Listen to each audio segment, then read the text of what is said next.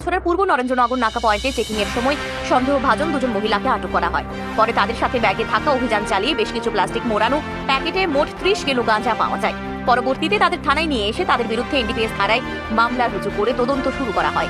আটককৃত দুই মহিলার নাম আজমিরি বেগম, বাড়ি বিহারের বৈশালী জেলায়, এবং অপরজন হলেন পশ্চিম বাংলার বরানগরের বাসিন্দা শালিনী দাস।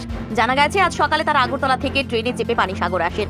সেখান থেকে অটোরিকশা করে দামছড়া এসে পূর্ব নরেন্দ্রনগর নাকা দিয়ে আসামে প্রবেশকালী পুলিশের হাতে ধরা পড়েন। আমাদের দামছড়া থানার অন্তর্গত পূর্ব নরেন্দ্রনগর নাকা গেটে দুজন মহিলাকে সন্দেহজনক অবস্থায় হেঁটে যেতে দেখে আমাদের নাকার যে ডিউটিরত স্টাফ আছে ওনাদেরকে আটক করেন এবং ওনাদেরকে চেকিং করার পরে ওনাদের কাছ থেকে 10টি প্লাস্টিক কোটেড প্যাকেটের মধ্যে মোট 26 কেজি গাঁজা উদ্ধার করেন। এরপরে ওই মহিলাদেরকে আমরা জিজ্ঞাসাবাদ করার জন্য থানাতে নিয়ে আসি এবং ওদের ইনভলভমেন্ট পাওয়া যায়। দুজন মহিলার নাম হলো শালিনী দাস, বাড়ি আলমবাজার, উত্তর 24 পরগনা, ওয়েস্ট বেঙ্গল। আরেকজনের নাম আজমিরি বেগম, বৈশালী, বিহার।